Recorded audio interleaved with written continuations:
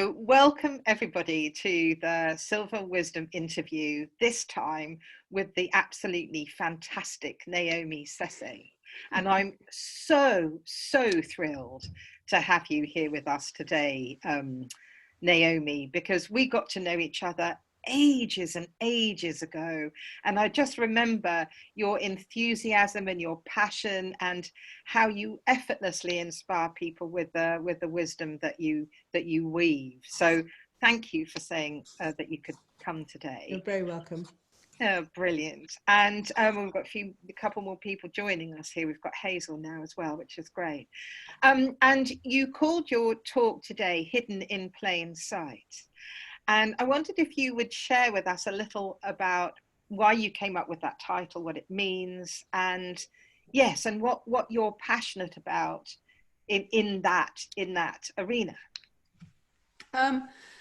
Yeah, as I have a talk which I talk to corporates and to the general public, anyone who care to listen, a program called Hidden in Plain Sight. And the reason is because I know, and it's not like it's not an intellectual endeavor. It's a real knowing that we're far more powerful than what we've been conditioned to believe. And the power that we have within us hasn't been taught. It hasn't been taught in schools. It doesn't, only when you get later in life, as we are now, that we suddenly say to ourselves, wait, something is going on. Something is right in front of us, but we don't see it. And I was curious quite a while back when I started television as to understanding why that was. And I'll tell you the reason why I was curious. But I knew there was something far more powerful about who we were. And we weren't tapping into it. We were glossing over it. We were saying things were coincidences. We were saying, oh, I was just lucky, or whatever it was. Whenever we fell into a good place or even a bad place, it was just bad luck or it was just good luck. But there was something else that was creating this, which I wanted to understand. And apart from my mother, which I will tell you about later on, after television, I went into quantum mechanics in a real big way to understand human potential and what is it that we're not seeing. And the information I got from there, one, blew me away, coupled with my experience from my mother, again, I'll tell you about that later, suddenly just went click, and it made sense that our power is an innate power, and it's to do with the information that surrounds our, what I call our biosignature. You can call it your energy field, your bioenergy, whatever, but we have 400 billion bits of information that's riding around us right now. We're sitting in it and it's all around us. It's kind of like effervescence. It's just sparkling around us. And we're so trained and conditioned to methodically, to lucidly see the things that our conditions of our environment want us to see, that we forget that when we sit still, the information's already there. And so that's why I call this program, this thing that I do, this keynote, Hidden in Plain Sight, because it actually is in plain sight if you choose to see it. And if you choose to see it, you will feel it and know it innately that it's yours forever. But if you don't, then it's hidden. Oh, fantastic. I love that sense of everything being around us, like effervescence. And when we spoke a couple of weeks ago, and we were talking about frequency and frequency signature, and what did you just call it just then? Biosignature. Yes, biosignature. Can you tell us a little bit more what that biosignature really is? And because I was getting this sense that I think that sometimes I'm a little off my biosignature, if that makes sense. And yeah, I wondered if you could talk a little bit about that. Well, we all have, you can never be off your biosignature because our biosignature is us, it's what we present. And it comes from that, if you go down into the cells and you go down into the nucleus and go down into the atom, you'll find that there is nothing but energy. But within that energy is a huge amount of information. In fact, in the atom, it's 99.9999% empty space. That's it. Only a tiny bit, 0.0001% is actually matter. So in that empty space, we call it a plenum void, is a lot of information that's firing in and out of each of our cells. Now you combine all of those cells together, and we know that we have got more than 400 billion bits of information riding in that empty space. Now, whether that information, that energy has a frequency. You can have a high-pitched frequency or very low, dense frequency. And it depends on what, one, your environment is, because we all have energy signatures around us, what your mind is thinking, so your synapses inside your brain is firing up information, which is firing together and then creating habits and creating what you see, and what our emotions feel. And when you put that all together in your own particular way, in your own unique way, you create something what I call a biosignature. It's the signature that people feel the moment you walk through that door. And when you walk through the door, you can have such a strong biocenter that people will go, ooh, who is that person? And they want to come and sit next to you and find out more about you, even though they don't know who you are. Or you could repel someone can walk in, you're like, oh, don't know, oh, that feels uncomfortable, I'm walking away.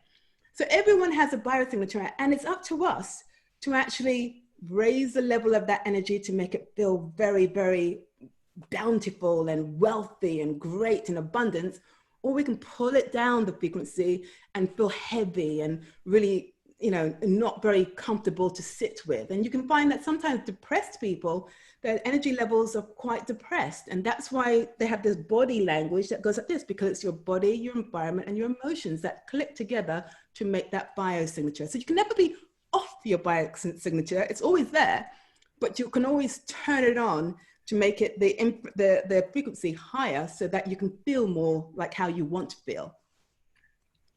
Well, thank you for that. So I guess what I mean then is, rather than be off, that it's often lower than I would love it to be. And so you take people through a training, well, you have a talk about this, don't you? But what is it that you want people to go home with when they've experienced you? So the talks that I do now are about diversity and inclusion. And I was hired by Channel 4 for the last 2 years as their on-screen diversity and inclusion head. But when I talk about this, I understand, and that's why I can't work in television. They're so stuck in this way of thinking that they feel that you can change something by writing a remit or a strategy or creating some kind of group so everyone can talk about it and flesh it out, and then you can go and act upon it. And it doesn't work that way. You have to work on yourself, because the information is not written on words, it's written on your biosignature. When you go home, you will be in the default biosignature that you're in. With your family and your friends and your concentric circle, you'll all be sharing this information that you're used to. That's your default, that's your comfort zone. You will take that all into work. You don't leave any part of you. You will take everything, what's it all into work. And that whole work environment is combined with everybody else's, and it creates its own signature. The organization creates its own signature. So when you walk in, and if you're not aware of it, that signature is what writes the remits and the strategies and everything else. And so they think, well, we're going to write more strategy, we're going to write more remits, we're going to write more rules. But you can't solve a problem from the consciousness in which it's been created. So I say to them, if you want to move the dial in diversity and inclusion, and this is not just about diversity and inclusion, it's in fact every single thing we do in life. If you want to change something, you've got to change the way you think and feel and behave on yourself. So it's an inward thing that we all have to do. So let me take an example with, last week I had a keynote with an advertising agency. And I said, from the age of 0-7, you get to learn or absorb as much information than you're ever going to learn in your whole life, because you're being bombarded and you're a sponge. When you're 0-7, you just absorb everything. So whatever is around you from the age of 0-7, you're picking it up unconsciously without even knowing.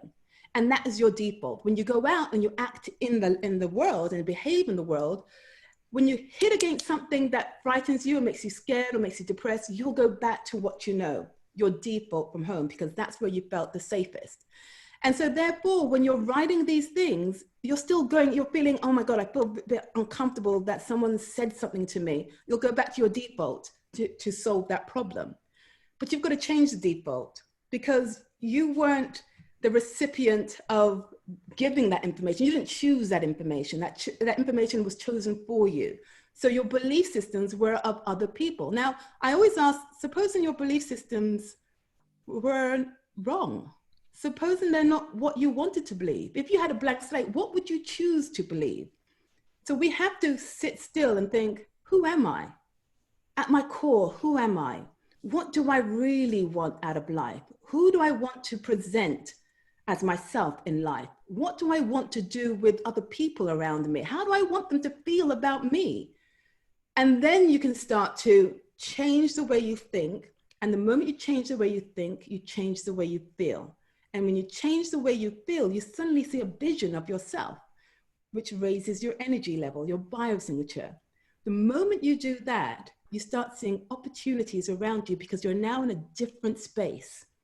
Time and space is a strange, wonderful thing, but you move into a different space, and that different space has different outcomes. So therefore you change. So what I want them to take away is only you can change you. No one else can, because you'll still think your same default unless you're hit against something that actually forces you to change. So if you want to change without being in that place where you feel, oh my gosh, I'm now at rock bottom, I've got to change. You don't have to be at rock bottom of change. You can do it today. You can sit down today and say, this is who I want to be today. And the more you think that, the more your neurons in your brain will start firing off and creating a habit. Once they create a habit, it becomes second nature. Once that became a second nature, that's a different default that you've just set yourself and you step into. Nice. I love the sound of that. And I'm wondering, do you think that in all the research and experience that you've had and done, do you think we come here with like a who we really are kind of blueprint? I guess the question is, do we have a destiny, or are we just writing it as and when? A lovely question. It's a question that we all ask. Is it all predetermined for us? Everyone has a destiny. Whether it's predetermined or not is not for anyone to say but you. So everything in life is pliable because of the nature of energy. Energy is not fixed, and we are energy. If we're 99.99999% empty space, then we are pliable. The only reason that we feel that it's fixed is because in our eyes and the cones in our eyes and the light that we pick up is at a certain frequency, which determines the strength of the electrons binding together, whether it feels hard or whether it feels like water. Let me give you an example. If you were to take ice from the fridge, what is it? Is it hard? Yeah, right? It's hard and cold, okay? If you take a big block of ice, that is it's still H2O, but it's a block of ice, and it's cold and hard. And that's because the electrons have been bound together into a very kind of like hard matter. If you put that block of ice into a pan and you turned up the heat, you're raising the frequency of the water.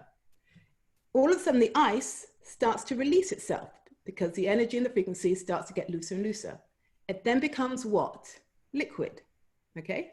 And it's still H2O, but it's now in a liquid form. And even though it's in a liquid form, it's still looser than the ice, but it's still denser than the steam. So if you whacked up the heat, suddenly that H2O gets even more effervescence and the frequency raises, and then it's steam. It's still H2O. It's now just a different frequency. So if you were to say, does it have a destiny? Well, it depends what you do with it. It depends on how you mold it. You can make it into ice and keep it as ice, then it has a predetermined destiny that it's going to stay like ice. Or you can raise the frequency up into water and then into steam, and then it changes again. So if you put that analogy onto ourselves, we can change at any moment in time. And the reason why it feels like it's a destiny is because you're so used to, we're not used to living in multiverses. So, that's Naomi over there and that's Naomi over there. Even though we do, we always stick on one. And that feels like it's predetermined that I was going to get here anyway. but you're only going to get there because you were in the space and the mindset and the emotion to get there. If I was the depressed Naomi, my predetermined destiny may not be the place where I am now. It would be determined for somewhere else, but you can still change it. So you determine whether it's destiny or not. Do you see what I mean? I do. And I'm wondering, as you're talking, do you believe that there is any limitation to what we can either create for ourselves or overcome?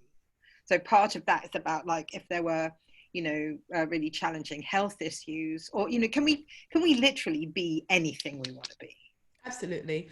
We have got lots of research showing that people go into remission they have cancer, and they get rid of it totally and completely by changing their environment, which changes the way they think, which changes the way they feel, and which changes the way that they choose again.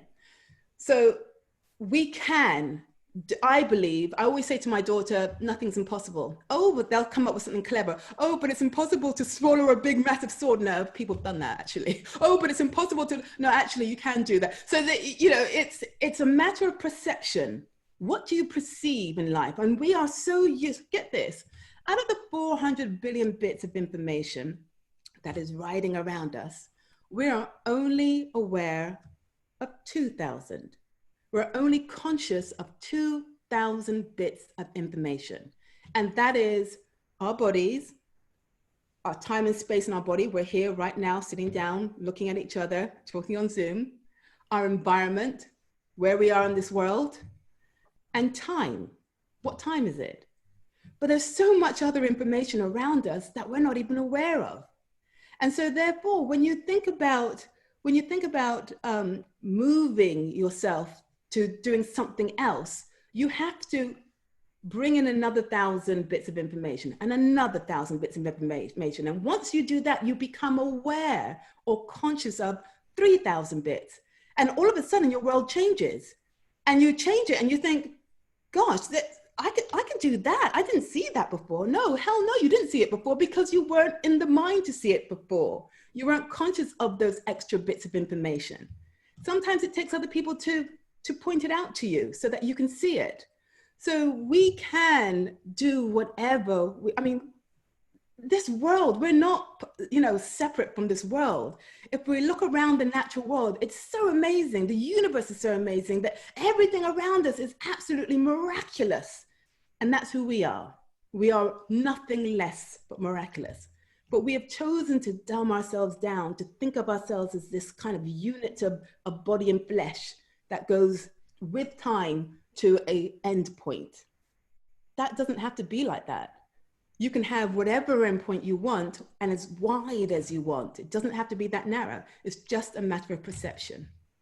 So is it really that, do we not even have to conform to, like, the apparent laws of nature or physics or something? Is there... You are conforming. And it depends on what you talk about, science and physics. If you're talking about Newtonian physics, no, you don't have to conform to that, because we found that quite a lot of his physics is incorrect. Years back, when we talk about Newton when was he in the 1600s, he knew what he knew then because of what the world was like then. And that's where his science came. But we find that when he never talked about energy. He wanted to talk about the physical world. And you can understand that because in the Dark Ages or the medieval ages, it was ruled by religion and by, religion and God, and you've got to do this and you're the sinners of this and blah, blah, blah, blah, blah, blah. And so when the scientists came along, they wanted to say, no, we need to understand the physical world, the material world. And so they concentrated on that and that only. And they shunned anything to do with energy or anything that was just too effervescent or too immaterial, and left that to God, left that to the church. But to do that, you leave out 1/2 of the information of who we are, because we're only 0.0000%, 1% of matter. All the rest of us is that empty space. is that information, is the stuff that we don't learn about in school. So when you say yield to the laws of nature, which nature are you talking about? Which laws are you talking about?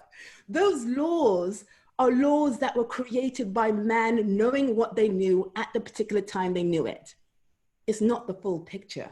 If we only have 2,000 bits of information that we're conscious, how could we give the full picture? So it's experience. If you're able to sit in experience with yourself and you're able to manipulate the laws of energy, the information riding on that energy, you will come up with different equations, different laws, different aspects and perceptions of yourself, which will make you feel fuller. And the only thing we want to do in life is to feel fulfilled and happy. Once you do that, that goes out into your biosignature and you will feel different. But not only you will feel different, the people around you will start to feel different. And as they start to feel thinking, why is she feeling that? I'm loving what she's, oh God, I want to be next to her.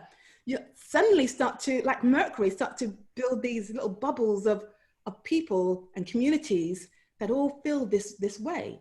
And that's where change happens. We suddenly start to see a different world than the world we live in right now. Beautiful. I love that description.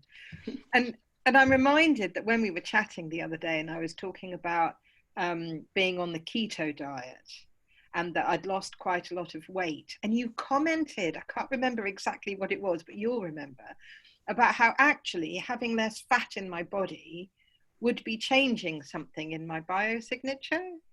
Well, I think I commented that because you have a lot of water. When we walk around, we eat a lot of junk in this world. And a lot of the carbohydrates, especially the refined carbohydrates, makes our bodies clog up with water. And so we have a lot of water retention. The moment you cut out the white sugars, the white breads, the biscuits, all the nonsense hydrogenated foods, you will find that your water retention suddenly starts to drain out and your lymphatic system starts to drain out. Now remember, water is full of energy. Water has a certain frequency, and the frequency can go from cold ice right up to steam. If your body is full with water, you have got a certain frequency because your body is full with that water. And if it's dragging you down, then the water that gets mixed in with all the lipids and everything else starts to feel heavy under your skin. And that's why we walk with a kind of sluggish nature. Right? The moment you get rid of it, you start to shed that water and the lipids, and your lymphatic system starts to drain. You suddenly feel lighter. The reason why you feel lighter is because you're energy filled. The energy around your cells has only suddenly started to lift up because they're not bogged down with having to drain the toxins out of your body. So it starts to lift up, and all of a sudden your emotions, you start to feel better. Because you start to feel better, you start to think better. Because you start to think better, you suddenly start to click into another state of being. Wow. I just really get that, like that heavy kind of feeling when you describe it then. And as you know, I'm playing a lot with a frequency device and changing frequency from outside and encouraging it into my body. But I'm also learning that my body is in dialogue. And so I wonder if you could talk a little bit more about changing the frequency of our body. Is it just a matter of really focusing our thoughts? Or are there some other techniques that we can use? There are lots of different techniques, and there is not one that will be like one fits all. We're all so different. There are all different ways of doing it. I'll give you several different types of scenarios. They say that there are, I think it's 4 different ways to create a transcendent state, okay? And that is extreme sports. So if you were to climb up Kilimanjaro and then bungee jump down it, I'm sure you're going to feel a different state. You're going to feel, why, right? You're in a different state, right, to your normal state. There is psychedelics, which is, you know, the mushrooms and blah, blah, blah, blah. There is sex, which you can transcend through that because of the neurotransmitters that take you to another level. And there's meditation, okay? Any four of those, well, maybe not the psychedelics so much, but any of the other ones may be okay, okay? So in order to change your state, or in order to change your frequency so you become a different state, I will choose meditation for now. If you were to sit down and get, this is so mind-blowing that I don't know why, I mean, they do teach it in schools actually, in certain schools, but it should be on the curriculum every single day. The fact that your thoughts have an electrical frequency through the synapse that fire up information to each synapse, and they create a connection, okay? When you think about something, let's say we're going to create a habit, and somebody offers you a cigarette, and you think, I don't know if I want to smoke, but hey, it might be cool. Okay, let me try it. And then they give you a cigarette, right? The moment you inhale that cigarette, it's going to fire up a whole cascade of chemicals inside your body, the stuff that's gone into your body, but you're going to have a biofeedback. Your body's going to react to it violently. It's going to give you this kind of a high. As soon as it gives you a kind of a high, your brain is kind of like firing, saying, is this good, is this bad? Is this good? No, is this good, is this bad? Is this good or bad? Does it make me feel good? Does it make me feel bad? If it makes you feel good, you're going to get this connection. And this connection says, this feels good. You take another cigarette, another connection. You take another cigarette, another connection. Soon enough, you've got a bundle of synapses that are clustered together to make a habit. So then your body is saying, I don't need you to tell me it's good because I think it's good and I'm going to make you have it anyway. So it's going to click off and say, you need another dose. Click off and you need a dose. Then you've got a habit, right? But then in order for you to break that habit, you now have to do the reverse, okay? So you have to think to yourself, I know this is bad for me. I know this is a habit. I don't want this habit. To think of it alone is not going to break the habit. I don't know how many of you guys smoke, but thinking about not smoking doesn't make you stop smoking, right? You have to put an emotional pull inside there in order for your body to stop releasing the dopamines, the serotonins, and all the other neurotransmitters that cigarettes gave you. So you have to trick the body into thinking that your body knows better than your body thinks it does. So this is what you will do. You will sit there and you will project another image of you of being really, really healthy, non-smoking, looking great, skin great, mouth feeling fresh, looking the way you want it to look. But you can't just think it, you've got to feel it. So at that moment, you need to literally feel it. So when you're in meditation, when you're closing your eyes, you can generate the feeling of what that feeling feels like. And if you don't know what that feels like, think about someone who you find is really, really sexy, and you'll find your body's going to start changing. Your body's going to start feeling something, right? So you can actually make yourself feel something, right? Physically feel something just by emoting it, okay? So if you were seeing your yourself in the future as I'm looking like that, and it's going to be amazing, and look at the way my body is looking, look how healthy I am, and look how fresh I'm looking, and how many opportunities, and you keep on emoting that, your body's going to go, hey, wait, where is this person? Where is this person? Because your brain does not realize what's imagined internally and what's real on your external life. It just gives you what you're feeling. So it's going to be going, where is this person? Your reticular activator system is going to start saying, there she is. There she is. She looks like that. You're going to open a magazine. She looks like that. You're going to look down the road. She looks like that. That's the kind of person I want. Those are the kind of things I want to look like. And you're going to start noticing these things over and over and again because of the reticular activator system. It's going to give you another emotional pull. As soon as it gives you emotional pull, these little things start to go, oh, she doesn't want that. Oh, it's not firing anymore as it used to do. Oh my gosh. Where's the habit? Do you see what I mean? So Didn't you need happen. to have a physical, emotional reaction to your thought. No. Yeah, I was just. Hey, That was accidental. Beautiful. I love that. I'd never seen it described like that. And I was just thinking that, yeah, so something popped up for me the other day that was about an expectation of things going wrong. And I do actually realise that I obviously still have that because it presented itself to me yesterday or whenever.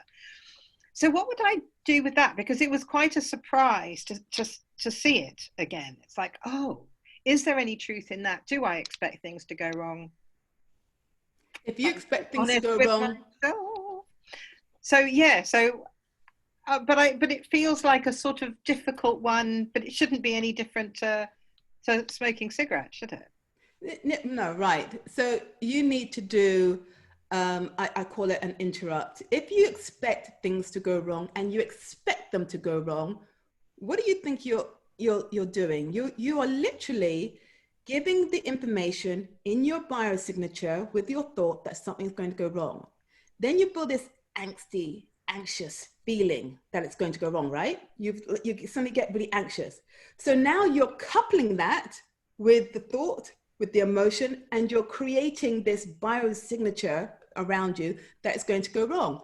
You have this frequency. Now your frequency is going to go, your field is magnetic. Energy is magnetic.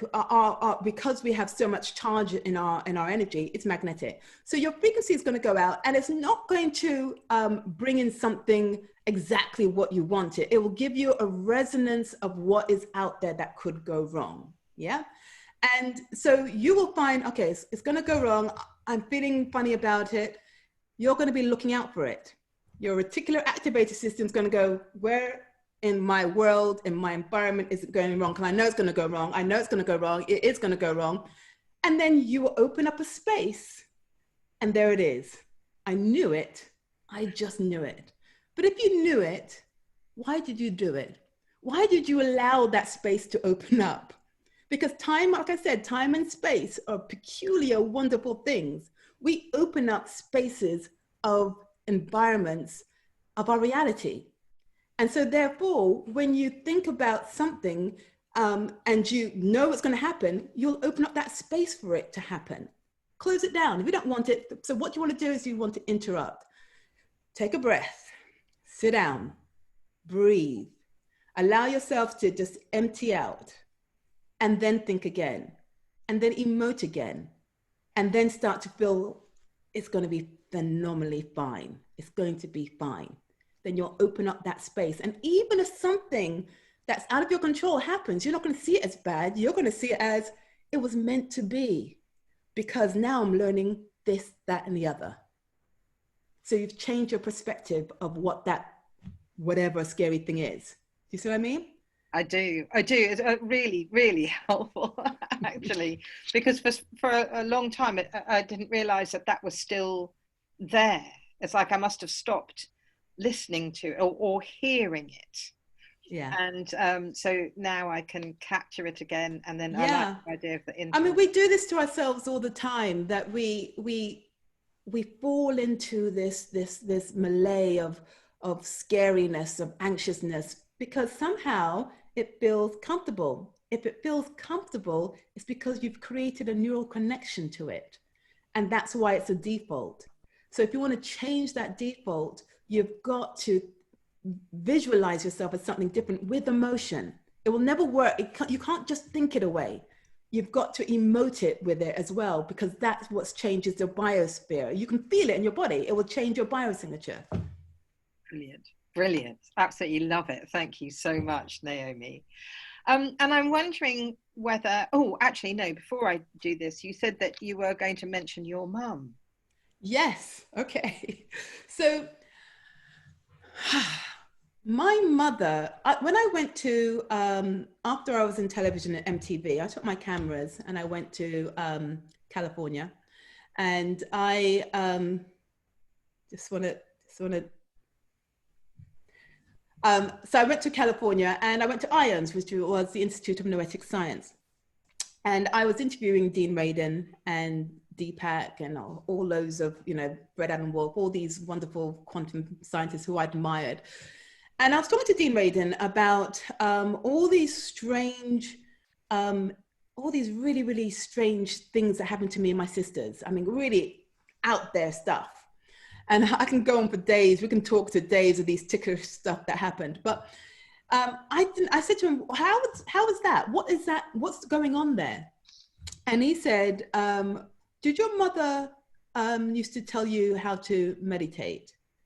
And I was like taken aback. I was like, actually, yes. Because I used to live in New York, my mother would not allow me to, or us three girls, to go and play outside because at 9 o'clock at night, there was an advert that says, do you know where your children are? And so my mother was deathly scared of that. And so she said, no, you're coming in at 6 o'clock, that's it, lockdown. And so we were kind of like little frustrated little kids running around the house. And she said, you know what? I want you to be still. I want you to sit down for half an hour and just be still. And we were like, what do you mean still? Shh. Just be still. So we literally had to sit there. And she showed us how to sit. Like we're just sitting very relaxed with our hands, palms on our hands. And all of a sudden, we'd go into this place. We would just, we would just fantasize in our heads about loads of things. And then we would compare notes. And sometimes they matched and sometimes they didn't. But we got used to meditating. So Dean Radin said, what your mother did was incredible because for a child who was before the age of 7, meditating means that your frontal cortex suddenly opens up. And as it opens up, it fires up a whole lot of information between each other, which helps you to visualize. It's like the seat of your visualization, to visualize things. And because you got used to emoting it, you started creating those things as you went along. So when we were younger, we had these bizarre incidences that happened that we would laugh about them, but we were the witches. So I owe it to my mother for having the foresight to, she used to do this as well. She used to get a glass of water and she'd hold the water in her hand. And anytime we were ill, she'd hold it in her hand and she would just meditate on it. Then she'd give it to us to drink. And we were like, oh, mummy's gone cuckoo. What's going on here? She's, that's really weird. But we never were in hospital. We never had any broken bones. We were never ill. And she was a lone mother in the UK working as a nurse nights. So she had to trust us being in the house as 3 girls on our own. So she would literally sit down and just gather this energy of protection. And I know that's when I grew up and I started going into TV, it was that I was feeling. There's something that we're missing, that is right in front of our faces that we cannot see. And it was because of my default, what my mother used to give me. And that started my journey through this whole thing. Wow. I just love that. And just thinking about all the things that that I'm playing with that don't seem to a lot of people like possible or even plausible. The sense of that there is no death. We might leave our bodies, but the sense that there's a continuum, and it's so lovely to just go, well, that would fit with what you're saying. That's okay. Absolutely, there's a continuum. Consciousness never dies. Energy can never be destroyed. It's never created. It's just manipulated, it's changed, it transforms, it transmutes, it just becomes something else. So, but when our body is shed, which is quite heavy matter, you'll find you're still around. You are still around. And whether you choose to do whatever you do with that consciousness, you'll find it's going to, the world suddenly seems, or the universe seems much bigger, and there's a lot more choices. Fantastic. Thank you so much, Naomi. So I'd love to see if there's anyone here that has a question for Naomi. You'd like to? Yes, Deborah. Thank you, Naomi. That was brilliant. You're welcome. I've got a question. When we're talking to people and they're in really deep victim consciousness and they don't accept the creating everything in the world, you know, like, and you try and have that conversation with them, and some people get quite angry. What's the best way of supporting them? Yeah, people do get angry because they feel that if something bad happens to you, nobody wants to be the one to blame themselves for that thing that happened. And this is why I do feel that, you know, we are lacking, everyone's lacking the knowledge of creation, of self-creation, because we deny what we create, and we say it, and that prevents you from moving on. So in order to support that person, don't say anything.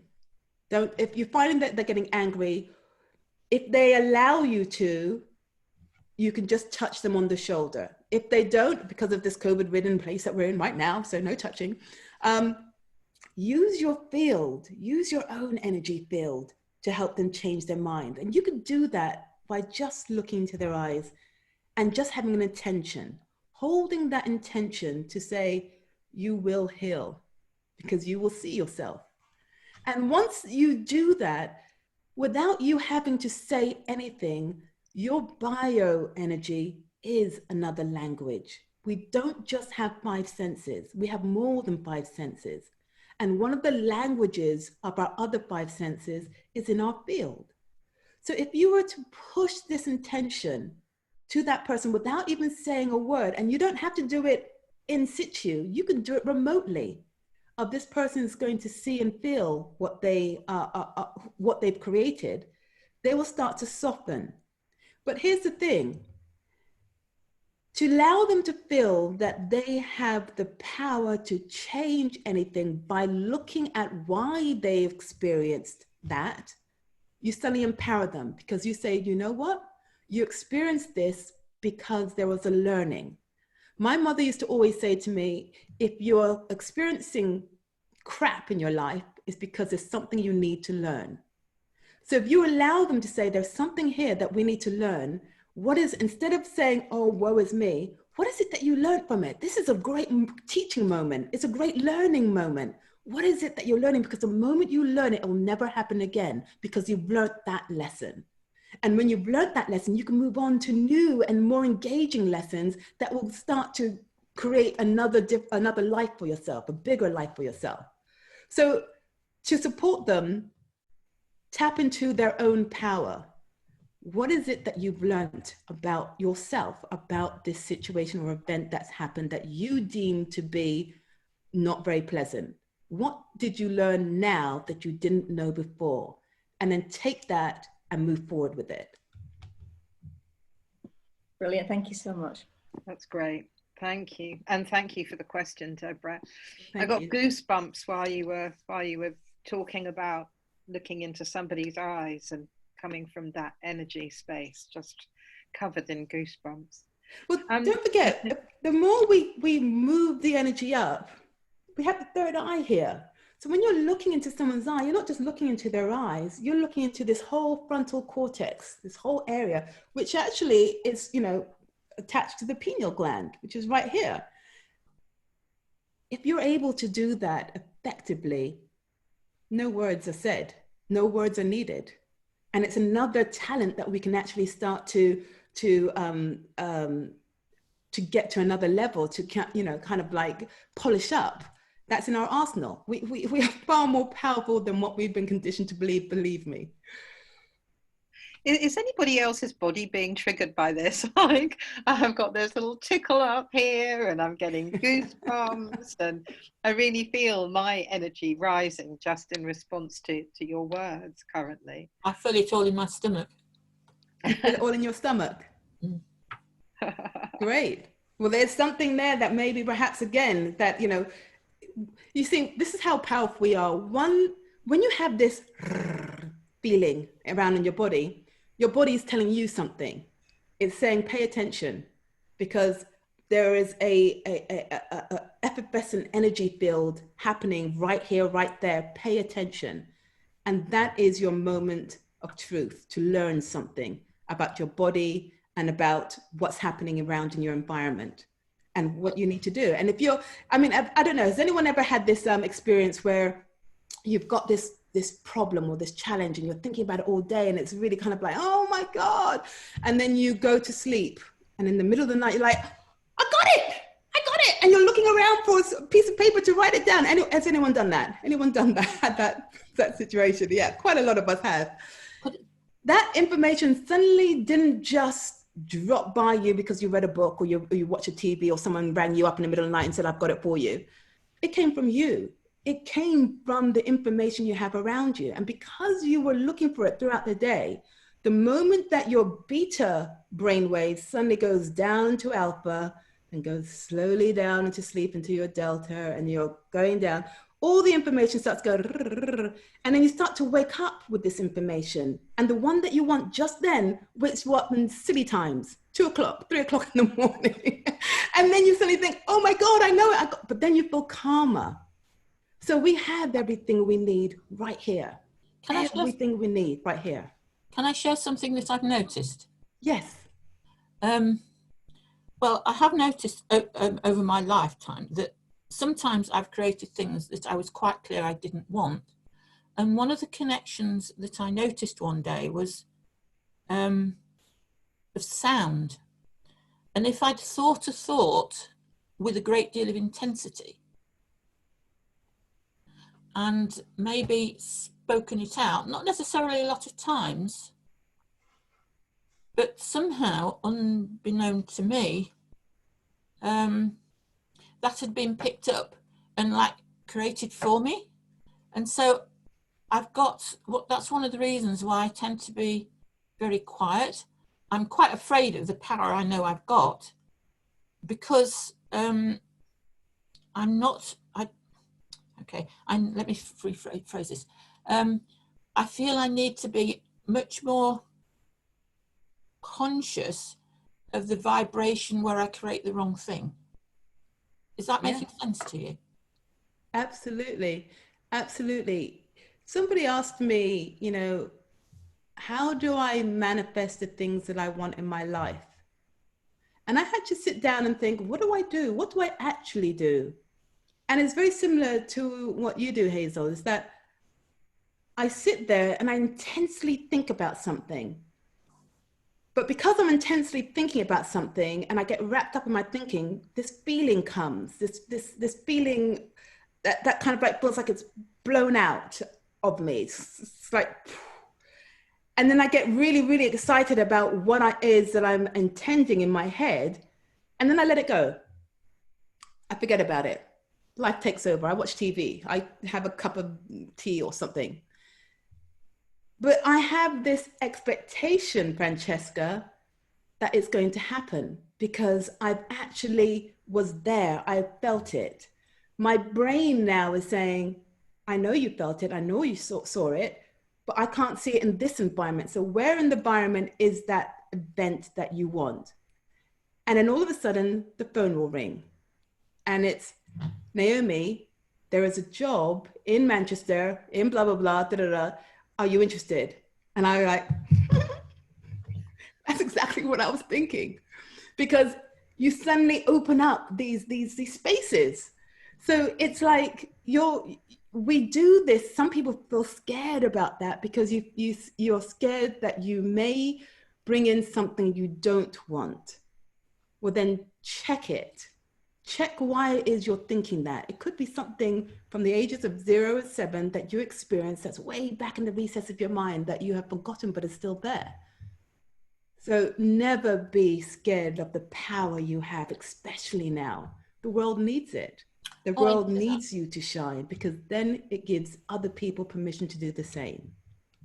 It was the thought of like, thank God I don't need to do this anymore. And 10 years later, I'm still in the same place. I'm not in person, my soul, the same place, but I'm still in the same physical place. I'm like, But I've learned a lot along the way. That's great. Including what you're teaching. That's great. Thank you. Beautiful, beautiful. Does anybody else have a question? I've got a question that's come in from the Facebook Live, but I want to open it up first of all to anybody here. Yes, Suzi. Just going to unmute. Hi, Naomi. That was really interesting. Thank you for that. I've got a question for you. Your concept of bioenergy and the fact that we all exist without realizing it. We're swimming around in a psychic soup of energy.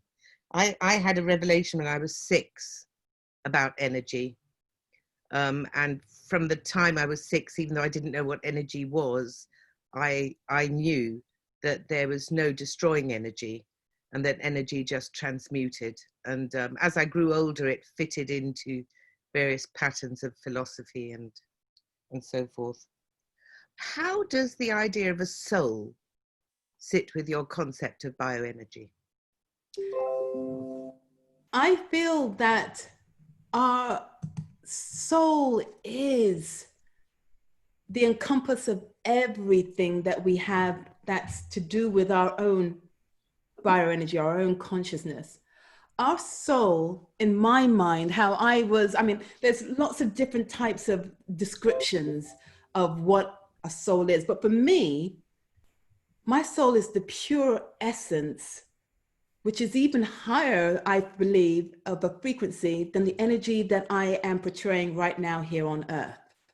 My soul carries the intention of my being. It's the seat of the control center that, if you will, creates the robotic me, the physical me, to do the things that I do. It's the place where I go for solace. It's the place where I go for understanding of an event that wasn't intentional or was uncomfortable, or a place of learning. So when we talk about soul, I don't see it as so much, I see it as a refinement of energy, more than the energy itself. I see it as the information that is interweaving that is so fine that it's like gossamer. It's even thinner than that. It's like the air droplets, but even thinner than that. And I think that we all are connected in that one soul, but we individuate it when we pull it down to our individual biocenters. So that's the only way it's a very kind of like intangible thing, the soul, but I think everyone has their own interpretation, and that's mine. And in that interpretation, and with this being a dementia week in the UK at the moment, how do you feel that when somebody loses who they are, when they lose their personality, but one presumes they retain their soul, that they can know they're no longer the person that you knew because they have Alzheimer's or dementia or whatever? They drift from that bioenergy, to use your term, that was recognizable, and it becomes something else. How does that work? Well, it's thank you for that question, because my mother does have Alzheimer's.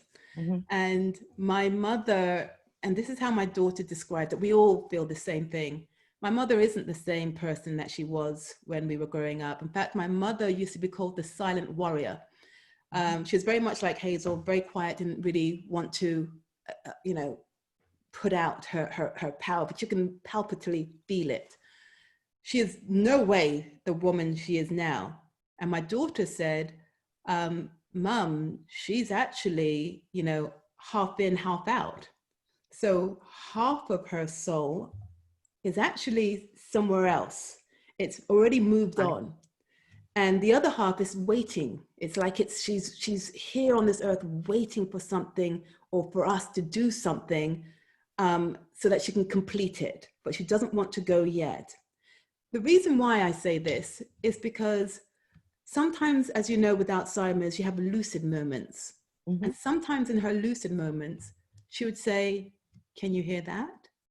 And we'd say, "No." She goes, "I know only I can hear it, but they're calling me from heaven and they're singing." And I would turn around and I'd say, no, you're not having her yet. I know you're singing to her to come up. No, you're not having her yet. So she would start laughing at me, and she was like saying, "We all have to go soon, Naomi." I said, "I know, Mum, but tell them to stop singing at you, please." So she would say, "Well, Naomi, you know that our souls can go whenever and wherever they want. And I just have to allow that. So we feel that the more she's moving on to new transient and more powerful places that I can't conceive in this body right now, but I know is there, I intuit that it's there, the physical body that she has on this earth is starting to deteriorate and it's starting to move off, and it's not useful for her anymore. She doesn't need this body anymore, but she is hanging on for reasons of her own that we can't understand yet, but it will reveal itself in time. It will reveal itself in time. So to answer your question, I feel that she, like my daughter says, she's half in, half out. She's moving to greater places and she has no interest in this environment, in this area of the world anymore, any longer, apart from completing the last bit that she needs to complete. Thank you very much. Thank you. Wow, thank you. Naomi, I'm really aware of the time and I know that we can't really go over time.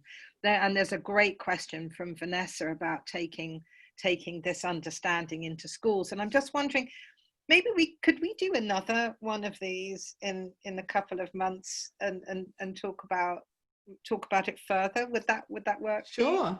That would be brilliant. Sure, no problem. Yes, of course. Fantastic. And I just want to give you an opportunity now before we finish to share about what you're launching soon, so that if people want to follow you more, then they'll know what it is that you're doing and how to find you. Yeah. So, oh wow. So as I've been throughout my life, I've been very, very adamant of becoming financially secure. And the reason why I wanted financial security was because of my time. I value my time so much that I want to be able to go out into the world and do great work. So what I'm launching right now is something called Swipe Wealth. And it's for those people who have got expertise, talent, and skill that they want to wrap it up into an online course to teach other people. So we're talking about schools right now. There are lots of young people, and I doubt that this archaic school system is going to introduce the things that we've been talking about this afternoon. But can you imagine that in small little bits in a course that you put all of that knowledge together and you wrap it up into a beautiful interactive course that you'll be able to inject that into society, where parents who believe what we believe or know what we know are able to give that to their children or to teens or whoever else to know something different to what they are taught at school. Now, the reason why me, my sisters, and my children are different, a little bit different, is because of this frontal cortex. It's because of the meditation. I allowed my children to meditate at the ages of 3, 4, and 5. And when they were meditating, I remember my son was sitting there and he was like, "Are we medicating now, Mum?" Which is quite funny. But now they're amazing. I mean, what they're doing right now. There's twins of 18 and my son's 21. He's an engineer, mechanical engineer at Queen Mary's. My daughter is just got into Ravensbourne. In fact, she's upstairs doing an onboarding right now with them. And my son is going to Greece as a footballer. He's just been chosen. And this was because of their vision of who they see themselves. If we were able to give a different type of information that complemented this archaic system, wouldn't we have great leaders of the next generation? So this is what Swipe Wealth is about. It's about taking your knowledge, your talent, your skills, and packaging it up and creating an online business with it. One, to give back value and income to you every single month, but also for you to show your knowledge and your power to the world and leave it as a legacy. So it's called Swipe Wealth. It gets launched in November, and that's what it is. And another thing that's added to it is that there's a community. So there's a community where everyone gets to share and talk and to create lots of wonderful products inside and test them out in the community before they take it out as a proven concept to the world. Wow. And I've just got to ask, is this including information on the technology of actually how to how to Yes, literally yes. take So it here to. it's from concept to taking it to the market. So the bit about the actual technology you need, the plugins that you need, the website that you need, it's in a module called Creating Your Empire. So it's all the things, all the bits you need, and how-tos to go ahead doing it. So there's lots of videos, there's lots of modules, there's lots of calculators, and loads and loads and loads. It's full, it's absolutely full. It will take quite a long time to get through it all, but we will all go through it together. So we leave no one behind, and everyone gets to a point where it's ready to launch. And I'll tell you the reason why, as a wealth creator, why I think it's important. We're now in a downturn, and we know that we're hitting into a recession, and our economy is going to grind to a halt soon, now that we're now going into another form of lockdown. It is now the time to actually think about your future and your legacy, because if we don't, busy life is going to happen again, and we're going to go back into our default. By 2026, the e-learning market is going to be worth 350 billion pounds. Right now it's worth 150 billion pounds. So it's going to have an up market of another 150 billion pounds in the market. And there's lots of people who are now going into that market and doing all their different types of courses. If you're a graphic designer and people are now sitting down because they can't go into work, how do you actually upskill to become a graphic designer or an editor or a hairdresser or a nail technician or whatever it is? If you've got talent and skills and expertise, you can package that all up and create wealth for yourself. But more than that, you'll do it with the community. And more than that, you'll be able to give your beauty back out to the world before you leave it. Okay, count me in, Naomi. Right, definitely count me in. I'll send you a link so that you could just sign up to it. It's not until November, so I'll be sending you emails and lots of things to do to prepare, and yeah. And so how do people access that? Is there a website that they can go to, or do they? They can go to Swipe Wealth. At the moment, Swipe Wealth it's not launched until November, so it's not opened, but you can go to Swipe Wealth to read a little bit more about it, about what happens. Swipewealth.com, and Swipe is spelled SWIIPE. The II is infinite intelligence. So just think infinite intelligence. Swipe is SWIIPE, wealth.com. But what I'll do, Francesca, I'll send you a link, when I send you a link, you can pass it on. I want to definitely talk to you further about this. Yeah. Okay. I hadn't taken it in before. So I know that you need to go, that you need to get to your daughter. So thank you so much for being here. I look forward to setting up another Silver Wisdom with you, and also exploring your Swipe Wealth training. So thank you so much. You're very welcome. Thank you so much for all of you for giving giving me your time today. My words all mixed up, but thank you for your presence anyway. Thank you. And thank you to everybody for showing up, everybody who's watching in the Facebook Live, and lots and lots of love to you all. Thank you. Bye.